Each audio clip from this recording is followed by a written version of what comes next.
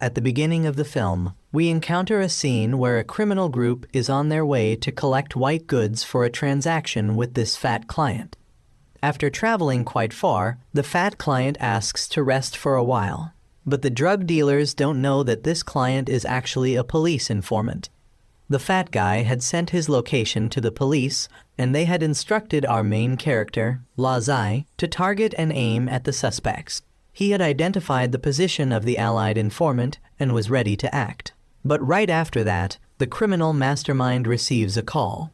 He realizes this isn't a real customer, so he punches the informant and pulls out his gun to deal with him on the spot. The police team immediately takes action, not understanding how their informant was exposed, while Lazai quickly shoots the mastermind to save the informant. He fires several more shots to take care of the henchman. One tries to hide behind a tree, but he shoots through it and kills him. With only the mastermind remaining, he takes the police informant hostage and threatens them.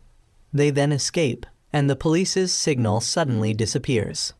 Lazai later arrives at the last location where the informant's signal was detected, and his team leader, Captain Wang, along with the entire team, also arrives.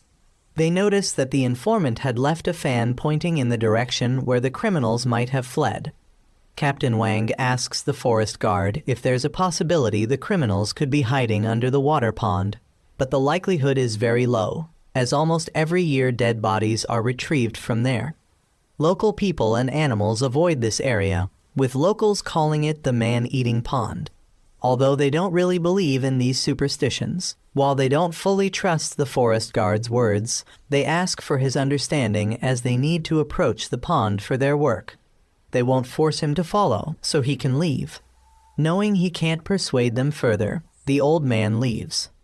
After marching for a while, Lazai suddenly sees a strange image in his mind. When his teammates ask if he's okay, he thinks something just got in his eye. They later find a passage behind a waterfall, and Captain Wang asks them to carry only the lightest equipment to proceed. Going quite deep inside, they discover a dried corpse by the path.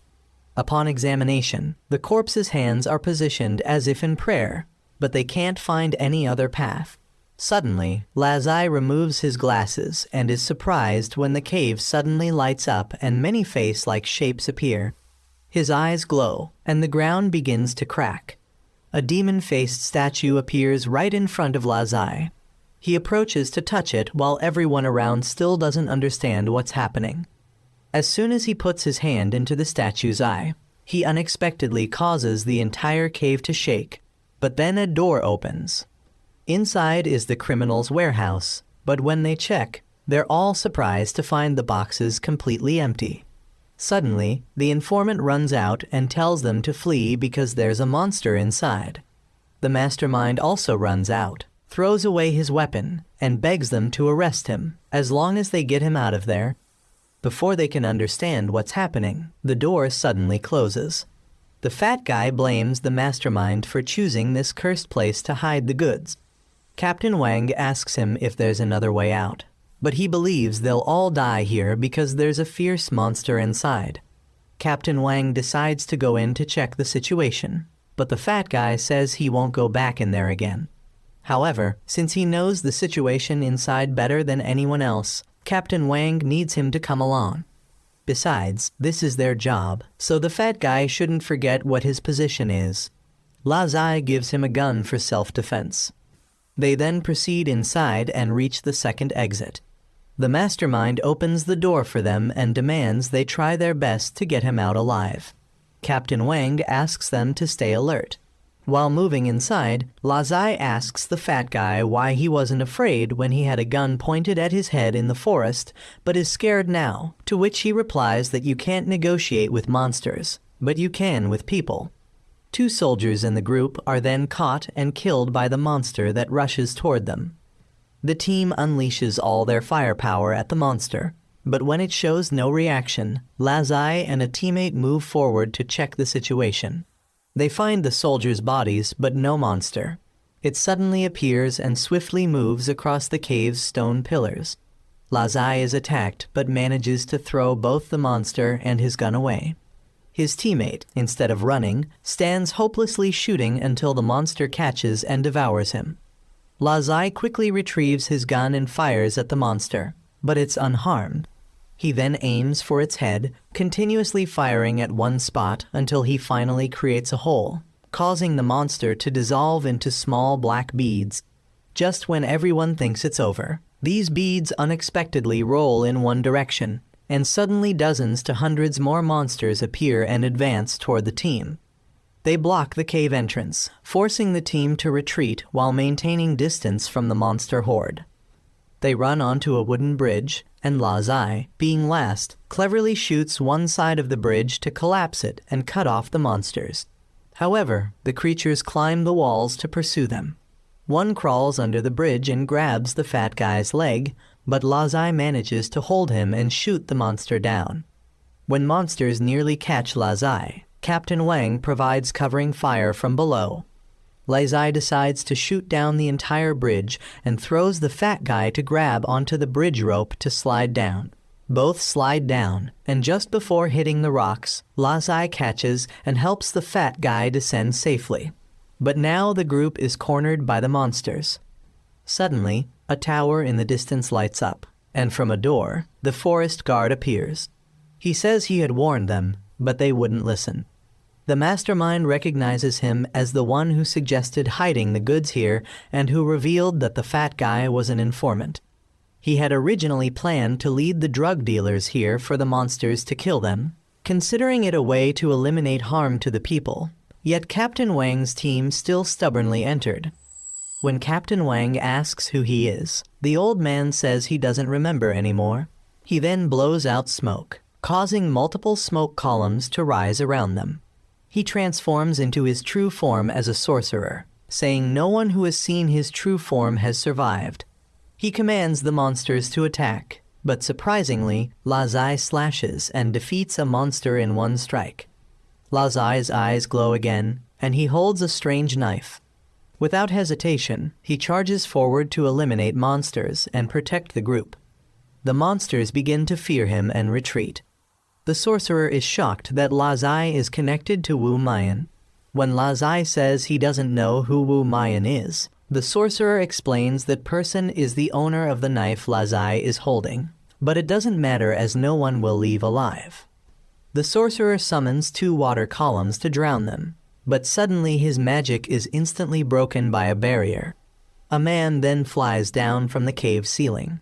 The sorcerer is shocked to see it's Wu Mayan, who notes the old man's boldness in daring to speak his real name. After landing, Wu Mayan gives him 2 choices, suicide or execution. The sorcerer claims he's been practicing cultivation and summons stone pillars. The mastermind falls from height and dies, while the fat guy and Captain Wang are being lifted up. Wu Mayan waves his hand, making the stones vanish. He approaches, dodges the sorcerer's attack in one step, knocks away his staff, and points a gun at his head. The sorcerer begs for mercy, admitting his past mistake of stealing Wu Mayan's elixir. But Wu Mayan holds grudges, so the sorcerer offers another condition. He had shared half of Wu Mayan's elixir with someone else, and if he dies, Wu Mayan won't know who it is. Wu Mayan gives him one chance to reveal his accomplice. The sorcerer reveals it was his nephew. Wu Mayan then tells Lazai to take his gun and kill the sorcerer. The sorcerer accuses Wu Mayan of breaking his word, but Wu Mayan clarifies he only said he wouldn't kill him, not that he wouldn't let someone else do it. He immediately rushed to grab Lazai's knife and slashed Captain Wang's leg, then used him to threaten Wu Mayan. However, Wu Mayan asked if he remembered whose knife he was holding. He was then thrown off, and the gun was handed to Lazai to finish the job. While Lazai hesitated, the man tried to fight back, forcing him to shoot. Wu Mayan then approached and used the knife to destroy the tower that the sorcerer had built. After the tower collapsed, surprisingly, Wu Mayan held a golden skull in his hand. The evil energy from the sorcerer suddenly flew into Lazai's body, causing him to lose consciousness. He hazily saw a plane coming to pick them up, and later saw the fat guy carrying him out of the cave. In his dream, Lazai saw something about him being sealed in the past. When he woke up, he found himself in a hospital bed. Seeing a knife nearby, he grabbed it. While walking around, he discovered someone nearby and approached with the knife. But it was just the fat guy looking for something. He wanted Lazai to calm down and revealed that he had been unconscious for 3 days. When Lazai tried to open the door, the fat guy mentioned he had been trying to open it for 3 days without success. Suddenly, someone opened the door, so both of them hid, and Lazai attacked the person entering. However, this girl managed to take his knife and counterattacked. When Lazai grabbed a curtain to block her vision, she cut it in half, commenting that for a Special Forces soldier like Lazai, he couldn't even hold a knife properly.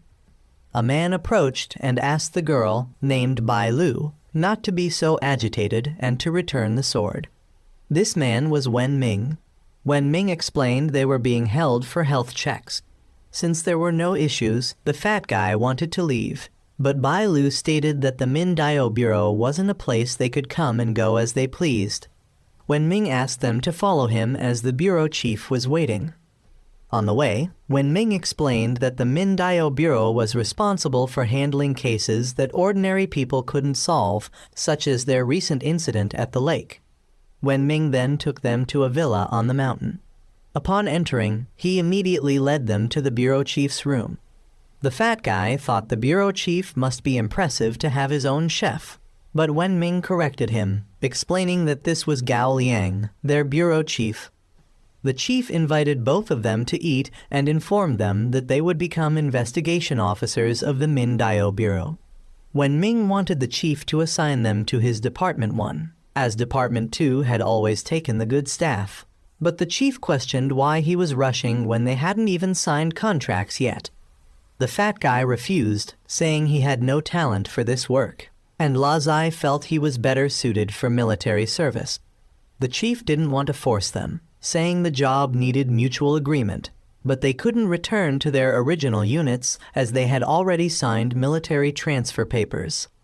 Although they hadn't personally signed these papers, the fat guy told Lazai that the chief had blocked their retreat from the beginning. With no other options except becoming police officers or security guards, they might as well take this job. When the fat guy asked about the job's difficulty, the chief mentioned that while challenging, the benefits were 10 times better than their previous jobs. Hearing this, both accepted.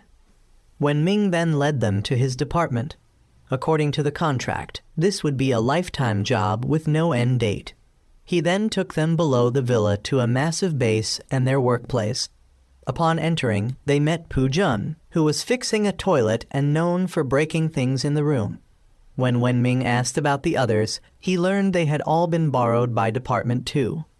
Wen Ming was angry that the other department head had taken his people without permission. Shortly after, Bai Lu came to tell Wen Ming to get the new staff their equipment before closing time. She led them to meet her department head, Mr. Wu, who gave them each a bracelet. These bracelets served as access passes to the bureau, communication devices, and locators. More importantly, they could sense the wearer's life status, allowing the bureau to know if they were in trouble. Bai Lu then brought equipment for both of them, which included a gun and a baton. They would have a 3-month probation period before taking the assessment to become official employees. She would be the supervisor for both of them. Meanwhile, the bureau chief had met with Wu Mayan again. He had kept Lazai for him. When Wu Mayan asked why he also kept the fat guy, the chief said he had his own eye for talent. He mentioned that Lazai had absorbed the old wizard's power, so there might be issues in the future. But Wu Mayan was confident he could handle any problems that might arise. Wu Mayan brought back images of 2 totems he found for the bureau chief. These totems were quite similar and belonged to 2 kingdoms that had disappeared in a desert.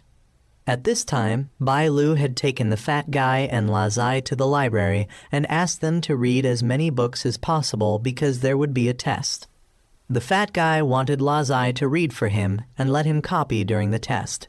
But Lazai hadn't even finished school before joining the army, so he might not understand any of it. Bai Lu advised both to read extensively as it would help them adapt faster to their work here. There were a total of 6 investigation departments here. Their Department 1 was for general investigation and used to be the largest until a traitor appeared and caused Department 1's authority to decline. Now Department 2 was the core of the Bureau. Only department heads were allowed to know about the traitor incident. Department 3 worked overseas year-round, so they were rarely at the Bureau. Department 4 specialized in survey work. Her Department 5 was responsible for gathering information and providing equipment.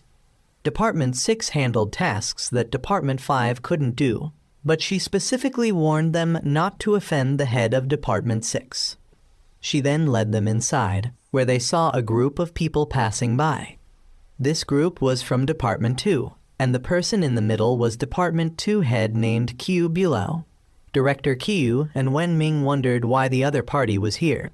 Bai Lu explained that for this case, the bureau chief wanted Departments 1 and 2 to work together, but both department heads disliked working with each other. Director Qiu thought it was normal for him to arbitrarily borrow people from Wen Ming since Department 1 hadn't solved many cases in the past year. With the previous betrayal incident, Department 1 had lost even more influence. Director Qiu also advised Wen Ming to resign soon. Department 2 was now rising to the top of the Bureau due to their higher case-solving rate, and people were saying that if the Bureau chief retired, Director Qiu would take over. The fat guy wanted to skip this case, but Wen Ming made him go to avoid rumors that he couldn't control his staff as a boss. When departing, the Bureau chief informed that their mission this time was to investigate an ancient ruin under the desert. Previous investigation showed this ruin was related to a legendary ancient country. A 5-person archaeological team had entered the ruin but never returned. A rescue team had also gone in but hadn't come out yet, so their Mindao Bureau was deployed to handle it. Since their priority mission was to rescue the people trapped under the ruin, they needed to act quickly before those below ran out of supplies. Wen Ming warned Director Qiu beforehand not to think about ordering his people around. Lazai and the fat guy asked Pu Jun about why the 2 department heads hated each other, but he was too afraid of heights to answer. Shortly after, they arrived at the location. After landing, Director Qiu had people line up neatly to move. When meeting the person in charge there, Director Qiu requested them to keep people away to avoid interference. Wen Ming, true to his name, went forward to shake hands and greet. Wu Mian was also nearby observing the situation. After examining the information left by the archaeological team, they had a general understanding of the ruin's structure. Director Qiu then wanted Bai Lu to control people up here and not let anyone go down to interfere with him. If by tomorrow morning he hadn't led people back, Wen Ming would command the remaining people. Wen Ming then also called Bai Lu to arrange signal coverage so Director Qiu wouldn't be buried down there. That night, the fat guy wondered to Lazai why there was still no news from Department 2's people. Lazai believed that the department head wasn't someone without capability, so a coward like him shouldn't worry too much. The fat guy mentioned that they had both been through life and death situations before. However, he wondered if they would really have to live like this from now on. But thinking too much was pointless, so both went to sleep early. At midnight, Lazai suddenly saw a herd of goats passing by nearby. He followed one goat, and the fat guy, discovering Lazai's midnight departure, grabbed his coat and followed. Bai Lu also noticed both leaving their tents. The fat guy caught up to Lazai and asked what he was doing out here at midnight. When Lazai mentioned the goat, the fat guy didn't believe him since there shouldn't be goats in the desert. Lazai then couldn't see the goat anymore and thought maybe he was seeing things. As they were about to leave, they suddenly fell through quicksand. Lazai tried to grab protruding rocks, but they crumbled, causing him to fall below. Lazai luckily dodged a falling rock and discovered a goat skeleton nearby. He then ran to the fat guy to wake him up. When calling didn't work, Lazai slapped him hard to wake him. The fat guy asked if Lazai could climb up, but Lazai was helpless as the place was too weathered and the rocks were too loose to bear weight. The fat guy tried to call for help, but there was no signal, so they had to give up. Lazai suddenly saw a creature standing on the fat guy's head and pointed his gun at it, asking him to stay still. The fat guy couldn't see this creature, so asked Lazai not to shoot, but the creature lunged forward, climbed onto Lazai, and bit his hand. It then took the gun and pointed it at both of them. Lazai signaled and hid with the fat guy behind a rock, but the creature didn't know how to use the gun. Suddenly, a stick flew down, causing it to drop the gun. The gun fired a few shots while the creature escaped through a nearby small tunnel. Bai Lu then appeared and said she had been assigned to watch over them. She wanted to see where this small tunnel led, so she crawled in to check. While crawling, Bai Lu realized the stone pillars here weren't normal. She recognized them as dowry that a king had offered to this country. But the king of this country worshipped an evil religion and caused a taboo that led to divine punishment, burying the entire country in sand. This must be the location of that country. Bai Lu then created a 3D model to observe, but the fat guy wanted them to find a way out first. Lazai wanted him not to rush, as Wen Ming would surely send people to find them. Suddenly Bai Lu discovered something and told the fat guy not to touch anything, but he had already activated a button on a pillar. The ceiling began to shake and was about to collapse, forcing Lazai to rush and push both of them away. The next morning, when Wen Ming came to the tent looking for Lazai, both were gone. Bai Lu was also missing, so Wen Ming had to have people investigate the surroundings. Meanwhile, Lazai's group was still safe under the ruins, but Bai Lu didn't understand why the bureau chief let both participate in this case when neither had reached the level of a regular investigator. She called them troublemakers with a very annoyed attitude. However, Lazai then realized if they stayed here waiting, they would run out of oxygen to breathe, so he asked the fat guy to help move these stone pillars. Although he was still afraid of meddling again, they would die if they didn't act, so both pushed a stone pillar away, revealing a pole cord underneath. Lazai took a risk and pulled it, opening a passage in the floor. Lazai then noticed this place was about to collapse, so he told both to jump down first while he held the cord to keep the door open. He waited for both to go first before jumping down the slide himself. Lazai saw the creature from last night, but it disappeared when they exited the slide. The three then followed a path that led straight to what appeared to be the king's tomb. After looking around, Bai Lu asked Lazai and the fat guy to pry open that coffin. They tried but couldn't, so Bai Lu came to check and saw this coffin was made of bronze. People of that time believed that if buried in a bronze coffin, the soul couldn't transcend, so it seemed this king was framed by someone and trapped here. She then suggested they needed specialized tools to open the coffin, but Lazai took out his knife wanting to try prying it open with it. Bai Lu wasn't very confident but still let him try, and Lazai actually managed to pry the coffin lid open. They discovered inside was a wrapped corpse, and when Bai Lu looked at it, she realized this wasn't the king because the facial features didn't match those of people from this buried country. The fat guy then fumbled around in the coffin and suddenly fell straight down through a hole. When both asked him about it, he said it was quite dark down there and there were some paintings. Bai Lu also decided to go down to check, while that creature continued observing the group's movements. Wen Ming was very worried at this point, so he called Bai Lu's Section 5 chief to report that there was still no news from Director Qiu and Lazai's group of 3 had gone missing. Wu Mian, sitting nearby, overheard this, and when the Section 5 chief said he would report to the bureau chief, Wu Mian began to take action. Meanwhile, Lazai's group had actually reached the king's tomb. The paintings there told a story. The king of this country had a daughter whom he deeply cherished.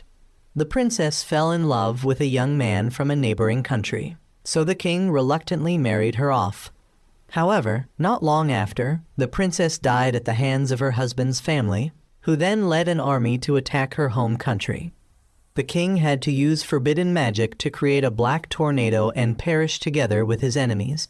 So it seemed this coffin belonged to the king, while the coffin above was for the person who killed the princess. The king, hating that person, buried them in a bronze coffin. They then noticed that the king in the paintings always had a blue face, except in the painting where he was holding a lamp and bowing, where there was no blue color. The king's blue color must have been caused by the evil religion he believed in.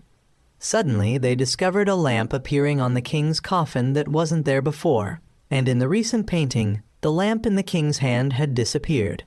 As Lazai was about to act, he suddenly fainted. He then discovered the lamp releasing blue smoke, and that smoke suddenly transformed into the king. He wanted revenge for his daughter. Lazai and the fat guy fired their guns, but it had no effect, so Bai Lu rushed forward and used his baton to strike him away. Just when they thought it was over, the king suddenly stabbed Bai Lu. The king then slashed at the fat guy's neck and continued fighting with Lazai. Lazai held his knife and dodged the king's attacks to circle behind and attack him, but all his strikes were useless. Meanwhile, Bai Lu and the fat guy were safe. Wu Mayan had found them and informed them that Lazai was experiencing high-level hallucinations. He had been unconscious for nearly an hour, and Bai Lu then told the fat guy that Wu Mayan was actually Section 6 chief. He informed them that although Lazai was experiencing hallucinations, all injuries received were real. Wu Mayan then decided to enter the hallucination himself to help Lazai. He walked into the hallucination and appeared before Lazai, throwing the king aside and telling Lazai to quickly extinguish the candle. When the king flew around to attack Wu Mayan, he was caught by him. Lazai then knocked away the lamp and woke up. Lazai later met with the fat guy and learned about Chief Wu. The chief criticized Lazai's poor skills, while Lazai remembered a way they could escape from there. Meanwhile, Pu Jun had informed the bureau chief that Wen Ming had also gone down to the relic, and they had temporarily obtained a map of the underground relic from signals that Bai Lu had fortunately sent back. The bureau chief ordered Pu Jun to have people cordon off the area based on the map and begin excavation. Shortly after, someone came to inform Pu Jun about receiving signals that might be from Wen Ming, and the signal location was in the central area. Lazai then told the group about the hidden passage he saw when the king turned to smoke and escaped. They later opened a hidden door, but inside was another formation. Bai Lu suspected that the earlier hallucination deliberately revealed information to Lazai to lure everyone into this second formation. Wu Mayan revealed this was the 9 deaths 1 life formation, where among all paths only one led to survival while the other 9 led to death, and looking at it there seemed to be no pattern, so perhaps even the person who set up the formation didn't know which was the correct path. Wu Mayan said they had no way to solve the formation, so he told the fat guy to just choose a path randomly. The fat guy hesitated to choose, so Wu Mayan still insisted he pick one, so he chose the middle path to go. As they walked a distance, the path behind them started crumbling. The fat guy got scared and said if they died, don't blame him but blame Wu Mayan for making him choose that path. But the path they were on remained safe and nothing happened. After a while, their path suddenly crumbled as well, causing them all to fall down. However, they ended up falling into a forest, and everyone was safe. Wu Mayan was also amazed that someone could create a 3-layer hallucination like this. They then discovered Director Q and Wen Ming were underwater, so they swam down to rescue them. But when they pulled them up, the fat guy got tangled in some algae underwater and was pulled back down. Lazai swam down to cut the algae and rescue the fat guy. When they got back to shore, they were able to revive Wen Ming. The fat guy asked how the two ended up there, and Wen Ming said he went to look for the 3 of them, and unexpectedly came across Director Q in the water. So he went to save him, but got tangled in the algae and pulled down. Suddenly, Director Q woke up and came at Wen Ming with a sword. The fat guy thought Director Q wanted to settle the score with Wen Ming there, so Lazai went to block his attack, but was knocked back. He suspected Director Q was affected by the hallucination. The two then had to restrain Director Q, while Wu Mayan just threw something into the water. The water then burst into intense flames, and he said the water was the agent causing the hallucination here. Director Q snapped out of it. Wu Mayan said the lamp in the tomb came from this water. Suddenly, the creature that had attacked Lazai appeared in the tree branches. The group shot at it, but it moved too fast, so Wu Mayan threw fire to knock it away. He then let it come at him and unleashed a dragon fire to defeat it. The group then escaped the hallucination. The fat guy thought Wu Mayan should have intervened earlier, but Wu Mayan said if they let the fat guy do everything, what would they do with their salaries? They later found the missing people, and it seemed they were in a death-feign state from having their Kai channels blocked. Pu Jun had also dug a way down, so they took the injured people out first. The fat guy noticed some valuables and wanted to take a few, and he found a necklace and asked if it was Lazai's, but Lazai just thought it was someone else's, so he would return it. Wu Mayan recognized the symbol on the necklace as familiar. The team then headed back after completing the rescue mission. The fat guy accidentally discovered some jade stones in his clothes. When Ming decided to divide them evenly, and Wu Mayan also took one, telling Lazai to come see him at a certain address after this case and not tell anyone else. Bai Lu then came in and demanded to know what they were hiding and forced them to hand it over. Not long after, back at the office, when Ming invited the fat guy and Lazai for drinks after completing the mission, as they had made significant contributions to help boost the reputation of Section 1. The Section 5 chief also came to drink with them, saying they should drink by the bottle, not cups. When Ming quickly downed a whole bottle and started getting drunk, saying the two new employees were the real stars, so he gave a bottle to the fat guy, who also drank it all and passed out from low alcohol tolerance.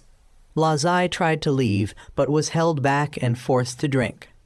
The next morning, Lazai realized he had training, so he woke up the fat guy, but found him unexpectedly turned blue. Lazai had to take him to the medical department, but on the way they ran into Bai Lu. She examined the situation and took the fat guy to her section chief, who said it was likely from drinking the water in the tomb, and they just need to do an MRI to remove the discoloration. While they were there, the chief also checked Lazai, but told him there was nothing wrong and let him go. A spy of Director Q's had reported Lazai's condition to the chief, making him wonder how Gao Yang could let this thing be in the organization. At this time, the fat guy has returned to normal. Now he doubts that Lazai has an acquaintance with Wu Mayan because Lazai has encountered accidents twice and Wu Mayan has come to rescue him. Not to mention that the old Taoist priest said earlier that Lazai's knife also belonged to Wu Mayan. Lazai did not believe it much, but suddenly both of them were arrested by Director Q's people. During this time, the head of Department 5 had gone to meet the director and Wu Mayan to report the research results and warn that Lazai would soon be eroded by the old Taoist priest's dark magic. Bai Lu suddenly came to report that Director Q had captured Lazai and the fat guy and was now fighting with Wen Ming. Wen Ming came to demand the release of the people, but Director Q believed that Lazai had the potential to become a rebel like the one Wen Ming had recruited before.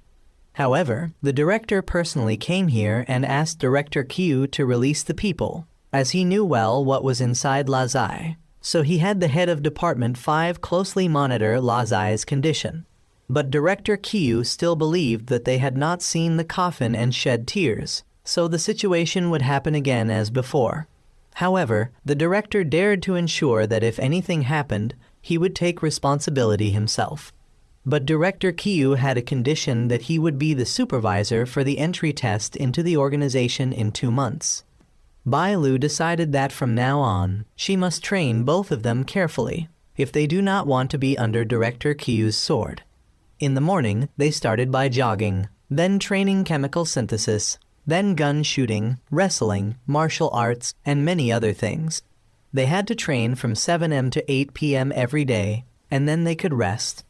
A month passed, and one day Bai Lu took both of them to go shopping.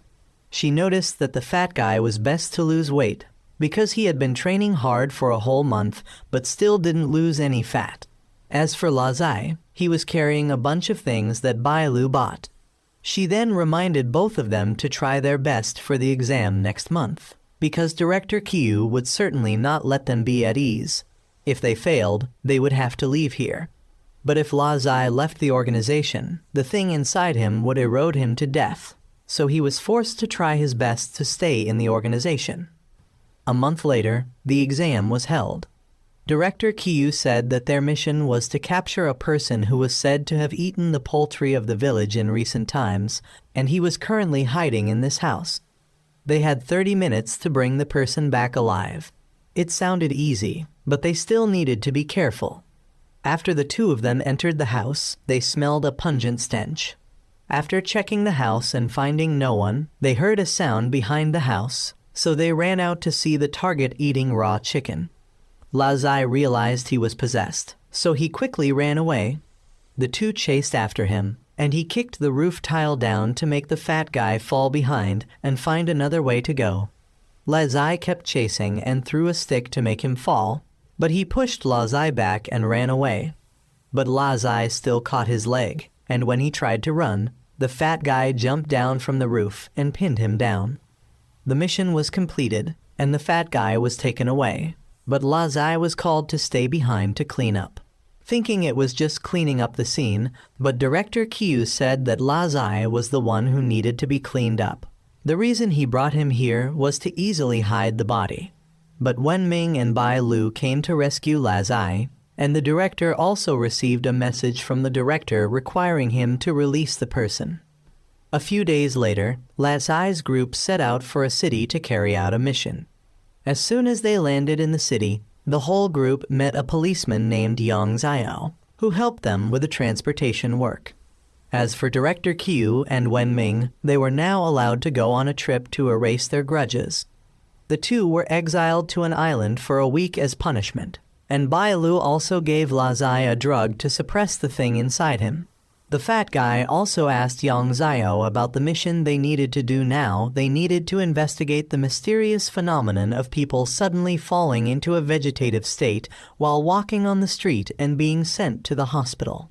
Initially, they thought this was just a simple case, but then similar incidents kept occurring every few days, so they had to pay attention to this case. Lazai suddenly felt hot in his body, so they suspected it was a side effect of the medicine and took him to the hospital for examination. When they arrived, Yang Xiao informed them that unconscious patients were all taken to the hospital basement to avoid excessive media attention. There, both of them met Director Lam, who was from room 4 and had arrived before them but also encountered troubles, so all three were needed for support. According to Director Lam, all victims had the same mark on their bodies. Yang Xiao would later arrange accommodation for Lazai's group so they could begin investigation in the following days. That night, while Lazai was discussing with Fat Guy about whether this medicine really worked, Lazai received news that Director Lam had an incident. They later rushed to the hospital and met Bai Lu, who informed them that Director Lam was found unconscious on a chair and was hospitalized. They met Yang Xiao, who was bringing food to his wife. According to the nurse, Yang Xiao's wife had an accident a year ago. Their child died and his wife was paralyzed from the waist down. His wife had attempted suicide multiple times but was prevented by Yang Xiao, only to remain in a coma all this time. Yang Xiao had also incurred a large debt from caring for his wife. Lazai's group then went to Director Lam's place and encountered Wu Mayan, who was already there. He informed them that Director Lam had been possessed by an energy force similar to the one inside Lazai, but he had easily removed it and asked them to find something to contain this energy. Fat Guy found a water pot and asked Wu Mayan if he could extract the thing inside Lazai, but he couldn't handle this case. That night, Lazai woke up suddenly from a nightmare. Wu Mayan had extracted his consciousness to create an avatar so his body could rest while his mind could still work. He took Lazai into Fat Guy's consciousness to see. When they entered, it was a magnificent scenic spot, but going deeper, he discovered Fat Guy winning against all versions of himself in different types of chess games. Wu Mayan brought Lazai out and separated Fat Guy's consciousness too. He admitted the bureau chief was right, that Fat Guy wasn't ordinary. Wu Mayan asked Fat Guy to release that energy force, which Wu Mayan then grabbed and squeezed. It split into two and flew in different directions. Wu Mayan wanted both of them to search one path while he would handle the other. They later chased the black shadow to the hospital's equipment room. It hid inside, so Lazai went in while Fat Guy guarded the door. Suddenly the door closed and the shadow attacked Lazai. Fat Guy pushed the door open and came in. Then Lazai told him to call Wu Mayan using the red string Wu Mayan had given them. However, the shadow knocked the string into a water tank, forcing Fat Guy to run to retrieve it, while Lazai was controlled by the shadow. It wanted to take the old wizard's power inside Lazai. Since he was trying to escape from it anyway, he might as well let it have it. But Wu Mayan then arrived and began dealing with this shadow. He knocked the shadow away only to realize it was just a puppet. Fat Guy was startled because Lazai had died, but since this was just an avatar, there was no need to worry. Lazai in bed later woke up and knew that the shadow was just a puppet, so the controller must be nearby. Meanwhile, on a rooftop, several suspicious figures appeared and called the puppet controller Master, and this Master turned out to be none other than Yang Zio. During this time, Lazai reviewed the marks on the victims' bodies and found them familiar. Suddenly, they discovered insects crawling out from the marks. These were poisonous insects, and if they carelessly removed them, they would die and release toxins into the victims' bodies. What Lazai wanted to say was that this mark was similar to the symbol on a ring that Wu Mayan had taken from the tomb last time. Meanwhile, the people who came to find Yang Zio were there to request his return to them, as he had been wandering for too long, but Yang Zio needed more time. These three believed Yang Zio was still attached to his dying wife, but he believed there was still a way to bring her back. The leader, Lu Yun, said he would let Yang Zio do as he pleased, but first needed to hand over the location of this city's sacred artifact. However, he didn't know where the sacred artifact was because this city had changed greatly over the past 100 years. But Lu Yun claimed he wasn't easily fooled and would try to find it to show Yang Zio. Yang Zio then went to find Laxai's group. Bai Lu had given him the investigation files, so he asked Lazai to come to the station with him to handle some procedures. As soon as they left the hospital, Lu Yun pursued them by car from behind. Meanwhile, Bai Lu and Fat Guy decided to sneak into Yang Zio's wife's room to see if she could be treated with the Bureau's technology. However, Fat Guy then discovered some green jade pieces under the bed. These were the ones he had picked up from the buried kingdom. Yang Zio must have been there, and since Lazai saw the symbol on the victims' bodies matching the one on the necklace from that kingdom, everything must be connected. Bai Lu then called the director to inquire, and he cross-referenced information to discover Yang Zio was the leader of an evil cult. However, they couldn't make any sudden moves for now. Yet, when hearing that Lazai had gone with Yang Zio, the director became worried because the bureau chief had already handled all the procedures, so there was no need for anything else. Fat Guy then called Lazai, who heard the news but didn't rush to act, only asking Yang Zio to take him back to the hospital. But Yang Zio knew the truth and told Lazai to stop pretending. He then threw Lazai out and revealed he was one of the group Lazai had rescued from the tomb before. Lazai asked what he needed the old wizard's resentful energy for, and Yang Zio revealed he needed it to save his wife, though he would only know if it worked by trying. Lazai was then knocked down and was about to have his negative energy extracted when Wu Mayan texted Lazai to steal a car and escape. He was later blocked by Yang Zio, so he drove into a cliff wall to cause rocks to fall and crush Yang Zio while he escaped. He called Fat Guy and reported the location Wu Mayan had sent him, which coincidentally was where Director Lam said he had been attacked, so both sides decided to meet at that location. Fat Guy's group took a taxi to the meeting point, but the driver advised them against going there as it was an unlucky place. 20 years ago, a construction accident had killed 3 workers there, And after the building was completed, accidents kept happening to residents, so it had been abandoned for many years. Lazai had arrived and was about to enter when he suddenly heard someone following, so he drew his gun, but it was Fat Guy and Bai Lu both had been kicked out by the taxi driver upon arrival. Meanwhile, Yang Zio had escaped from the rubble and met Lu Yun again, who said he had found the sacred artifact's location and would no longer bother Yang Zio. But upon leaving, he sent people to the hospital. Lazai's group had entered the unlucky high-rise. As soon as Lazai stepped into the elevator, he saw crying visions of people who had died from elevator falls. The group then went upstairs to investigate. While climbing the stairs, Bai Lu suddenly heard something, so the group went up together. Upon rushing up, the entire floor was empty, but suddenly crazed figures emerged from the darkness. Not knowing if they were human or ghost, they had to run. But running upstairs, they were blocked by others. They soon surrounded all three, so Bai Lu attacked first. When they realized these were puppets, Fat Guy and Lazai drew their guns and shot. But as soon as they dealt with them, they returned to normal. Suddenly Wu Mayan flew up and used magic to eliminate all the puppets. He told them to go to the basement, not upstairs. Once in the basement, there was a jade piece, and Wu Mayan asked all three to help him clean around it. At this time, Yang Zio was very angry because Lu Yun had used his wife as a hostage to force him to take the sacred object from Wu Mayan, and everyone knew about Wu Mayan's power. Yang Zio then returned home for a visit to reminisce about memories with his wife. Lu Yun later called to announce that if he didn't have the sacred object by tomorrow evening, Yang Zio would never see his wife again. The next morning, Lazai's group went to Yang Zio's wife's hospital room, but they were one step too late. Wu Mayan had given the bag to Lazai and informed them that the sacred object was inside, and Yang Zio had learned about this, so he waited outside the hospital to follow Lazai.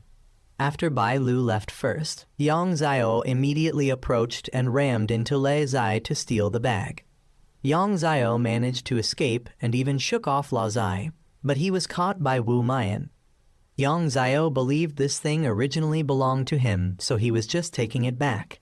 But Wu Mayan also wanted to reclaim what belonged to him. Yang Zio knew he was referring to the half-pill that the old sorcerer had stolen from Wu Mayan. Yang Zio didn't keep that half the old man had just used Yang Zio as a shield. When Yang Zio wanted to leave, he was blocked by Lazai and the Fat Guy, but Yang Zio still maintained that the case of people continuously falling into comas in this city had nothing to do with him. He then injected a needle into his arm to draw blood and teleported away. Wu Mayan let Yang Zio go because that spell cost half of one's vital energy. It seemed Yang Zio wasn't the mastermind in this case, there was someone else.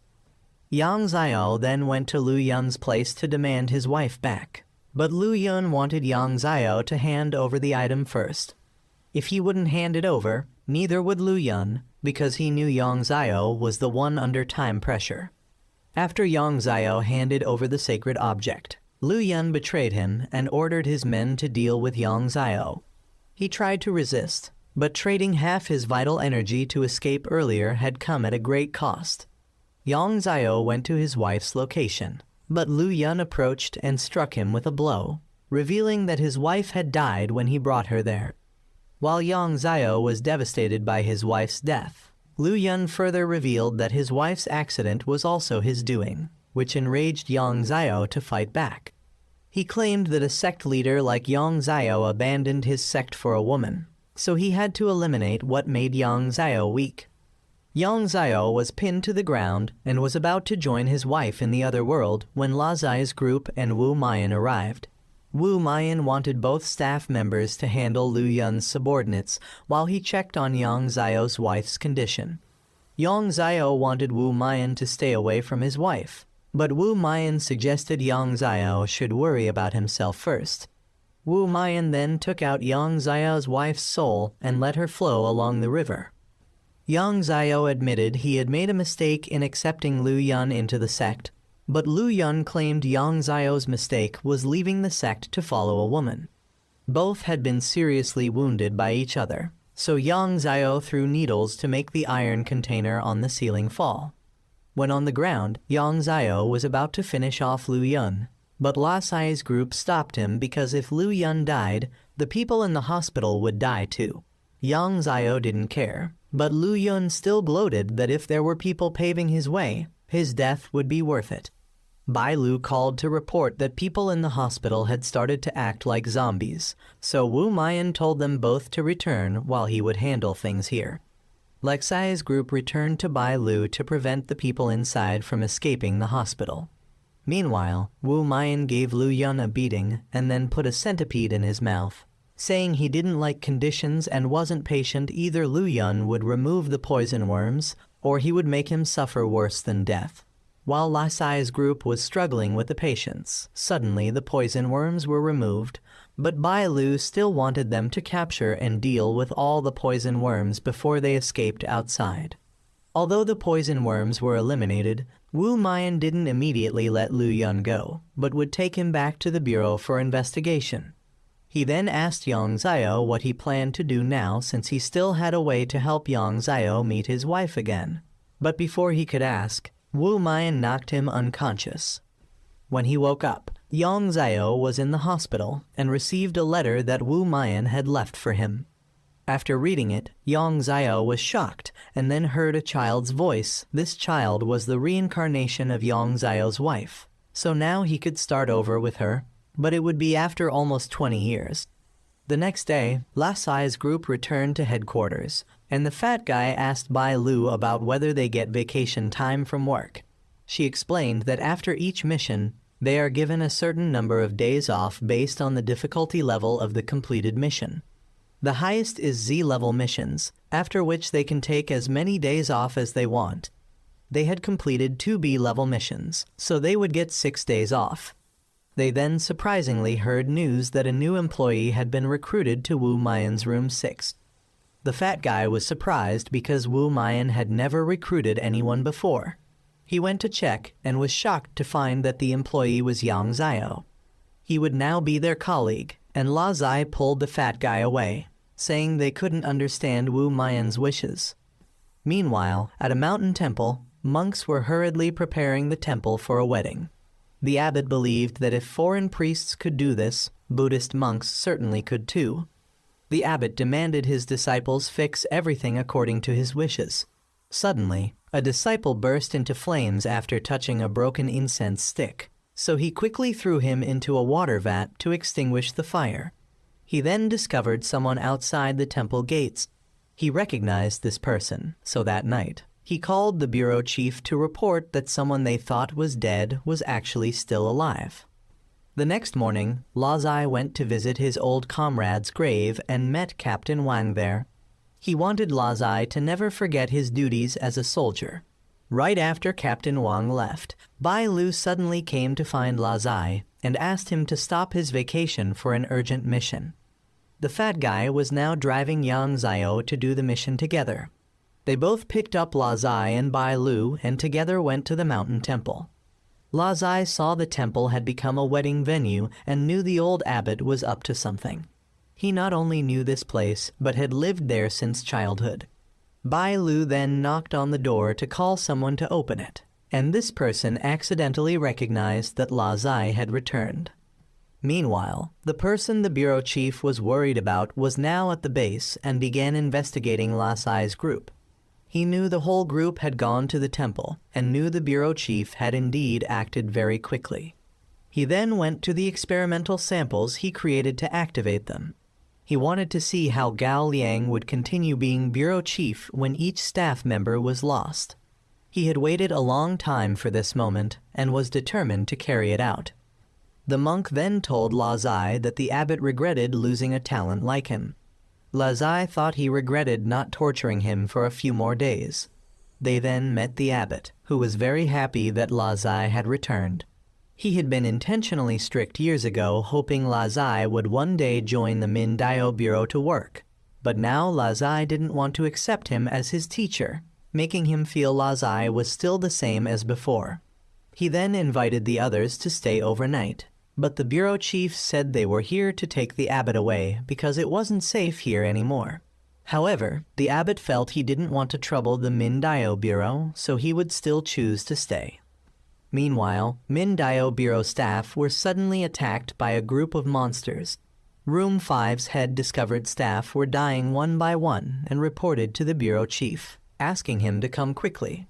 The bureau chief discovered their system had been hacked, exposing all staff. Director Q called, but he ignored it and issued a warning requiring all staff to discard their identity bracelets. Lasai's group had just discarded their bracelets when they discovered the mountain temple was under attack. So Lasai wanted to go back to check, but they were attacked by a monster charging from the front. The fat guy reversed the car to avoid the attack, but after backing up for a while, another monster appeared behind them, so he steered to turn the car around and charged forward. The group was then chased by a horde of monsters. They kept pouring down from the mountain and even broke rocks to block the group's path. Even though Lazai had drawn his gun to shoot back, they were still too numerous, forcing him to give up. Suddenly, a monster jumped down from the mountain and crushed the engine at the front of the car, leaving the group now surrounded. The red eye in front appeared to be the leader of this pack.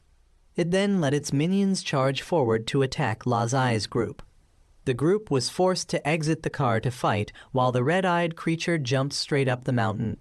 While Lazai's group was struggling to deal with the monsters, Yang Zio was distressed because the phone containing his wife's photos was damaged. He then summoned a needle and controlled it to eliminate all the surrounding minions. Afterward, he destroyed the car and created dozens of other needles to launch everywhere to clear out the monsters. Yang Zio originally didn't want to help, but now it had become a personal vendetta, so he took action. He wanted the group to quickly head up the mountain to deal with the red-eyed creature, while he would handle these monsters. Bai Lu believed Yang Zio would be fine, so he told La Zai to quickly get moving. On their way, the group noticed that the city was also under attack. The bureau chief called Wen Ming, Director Qiu, and Department Head Lin to help mobilize their subordinates to rescue people in the city. Department Head No. 5 thought that the traitor could be among them, and the enemy must want the bureau chief to divide his staff to make them easier to deal with. But if he didn't help save people now, then who would? Director Qiu and Wen Ming both wanted each other to be careful and not die so they could still have someone to argue with later. It could be said that although they openly despise each other in dangerous moments, both were very concerned for their rival. Meanwhile, Lasai's group had returned to the temple and split up to search for the abbot. They later discovered the monk Lasai knew was unconscious over there, but couldn't get close due to the debris. Bai Lu had found the abbot, who was being attacked and thrown away by that monster. Lasai had quickly rushed over to stop the monster and asked the fat guy and Bai Lu to take the abbot to safety. Once stable, the fat guy immediately returned to support Lasai. The abbot also wanted Bai Lu to help the other two because he had once abandoned his teammates for the mission, which led to the current situation. The monster then charged at the fat guy, forcing Lasai to step in to block the attack and push it back. He knocked off its glasses, causing it to lose direction and get caught in a headlock by Bai Lu. The fat guy shot it so Bai Lu could get away and help Lasai rush in to behead it. But when they went outside, they discovered the abbot had disappeared. He had been captured by the mastermind up there, who also released a pack of monsters to attack them. Bai Lu recognized that person as Sanda, who used to be a colleague of the bureau chief and the abbot, but he was supposed to have died long ago. He believed that he had been betrayed by the bureau chief and the abbot back then, but fortunately didn't die. So now he had the chance to return for revenge. The abbot advised Sanda to let go of his hatred, but he had come this far and couldn't just give up. He felt that he had been abandoned by both of them that year, only to become a creature that he himself despised. The pain of being burned had followed him for these 30 years. Sanda then noticed Lasai and revealed a secret to him, that he would die sooner or later. But what's more frightening is that he wouldn't die, but would become something neither human nor ghost like himself. The reason Gao Liang kept him and let him join the Mindayo Bureau was because he was a dangerous element that needed to be eliminated. He kept him to exploit his labor so that if he died, there would be no loss. But trust him, that one day the Mindayo Bureau would turn against him just as they're turning against him now. So he might as well follow him, and he would teach him how to use the power within him. As Lazai began to hesitate, the abbot rushed to grab Sanda, but he knocked the abbot down and started creating a fire bridge surrounding Lazai's group to gradually drain their oxygen. He knew the abbot wasn't afraid of death, but feared involving others, so now he just needed the abbot to reveal where the map he needed was, because it wasn't by chance that the abbot built the temple right on the mountain where the map was found. He could wait for the abbot to speak up, but he feared Lazai's group couldn't. The abbot finally compromised, so Sanda spared Lazai's group. He led Sanda to the Buddha statue, and the abbot had to use his face to unlock and reveal a tunnel beneath the temple. Sanda promised that after finishing his business, he would send Gao Liang down with the abbot. Lazai then tried to follow despite the abbot's attempts to stop him. Meanwhile, Mindayo Bureau's people had started fighting back against the monster horde, but Department Head Lin unexpectedly discovered Director Q in a small alley with a blood-stained sword. Back at the temple, as Bai Lu tried to run to help the abbot, Yang Zio arrived. He asked where Lazai was and was told he had gone down below and that Lazai's condition might not last long. Lazai had now confronted Sanda, who revealed that the map was originally his but was stolen by Gao Liang. He was simply reclaiming what belonged to him. He also offered Lazai a chance to join his side and utilize the power within him, but Lazai refused to follow a murderous arsonist. Seeing that he was thoughtless, the old man decided to try stealing the power within him, but Yang Zio arrived just in time to help. He noticed that Yang Zio seemed to have also been brought to Mindayo Bureau by Gao Liang, but Yang Zio clarified that he joined voluntarily. Sanda didn't care and attacked Yang Zio anyway. When Yang Zio launched his needles, they were all burned up. Sanda landed a hit on Yang Zio, but he used puppets to dodge. He then sent multiple clones to attack Sanda, who destroyed them all and even blocked Yang Zio's sneak attack from behind. But seeing the fat guy running away with the map, he targeted him, forcing Yang Zio to block the attack. Unexpectedly, Lazai rushed in only to be burned by Sanda, and the dark power of the old sorcerer within Lazai suddenly awakened. The old man suggested that he should accept this power rather than reject it. Lazai lost control and frantically attacked Sanda. Sanda asked Lazai how it felt to become a monster like him, but Lazai had lost his rationality to respond. Sanda could only focus on Lazai while continuously dodging and blocking his attacks. But Lazai used his knife to launch an attack that blew Sanda off the mountain and straight into the river. Lazai then turned to attack the fat guy. Yang Zio stepped in to block but was thrown aside. Just as Lazai slashed at the map, he surprisingly unlocked some power that allowed him to regain his rationality and realize what he had done. The department heads were now overwhelmed by the numerous monsters showing no signs of decreasing.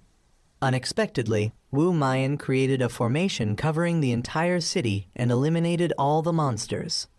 But Sanda suddenly rose from the lake with a giant body, emanating extreme heat. His flames burned everything nearby, but when the flames reached Wen Ming's group, Lazai rushed in to block the flames and charged forward. He swept past Wu Mayan and headed straight for Sanda. Lazai tried to get close to punch Sanda, but was knocked far away by his punch. Lazai then created many water tornadoes to submerge Sanda, but the abbot knew that wasn't enough. Sanda reached out to grab Lazai and told him his flames never extinguish, and he seemed intrigued by the power within him. He began absorbing the power from Lazai, which was exactly what Wu Mayan wanted. As soon as Sanda started absorbing, Wu Mayan rushed in to grab Sanda's head and pulled him out of that giant body. He revealed that he could have dealt with Sanda long ago, but deliberately waited to use him to extract all the evil Kai from Lazai. The old man still tried to attack Wu Mayan with that giant body, but Wu Mayan blocked it with just one hand and gave Sanda a bullet to the head. La Zai then fell into the water, and in his mind, Wu Mayan told La Zai to choose one side of a coin and gave him a choice. Many days later, La Zai suddenly left Min Dao Bureau, while the bureau chief and the abbot wanted La Zai to walk his own path. They later decided to have a drink together after many years apart. As for La Zai, he now possessed new power. His hair had turned white, and both his eyes glowed. The film will continue in the future, so we'll wait to see how powerful La Zai's new abilities will be. For now, goodbye.